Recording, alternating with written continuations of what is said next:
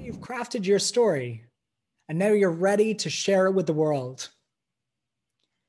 I want to give you some tips though in how to present your story, especially if you're pitching to an investor or you're on stage in an event and you're showcasing your business.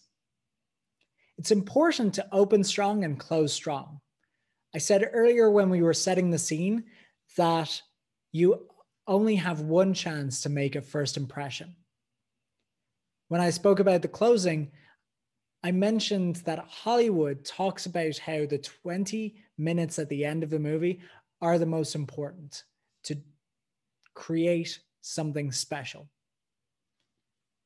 Opening and closing your story is exactly the same. It's important to make a strong first impression, and it's important to get to a point at the end where people feel compelled to take action. So if you're thinking about how to craft your opening of the story, think about your first line or your opening scene. You want to get their attention and put something into motion. You're helping set the scene. It's working towards setting the broader scene. And you can leave some of the backstory for later. You don't need to explain everything in your first sentence. How can you hook them in? How can you make them feel compelled to hear on? If people get sucked in early, they'll stay for the conclusion. When you hear people tell a good story, you hang on their every word. You want to find out if they missed the plane or what they did with a house full of screaming kids. You've started down a path, and they'll want to know where it ends. A compelling opening can make that happen. Closing a story is like closing a fireworks display. If you watch the most amazing fireworks display and the last firework goes up and just fizzles out, the takeaway that people will remember is not the amazing fireworks display. It is the fact that the last firework went up and fizzled away.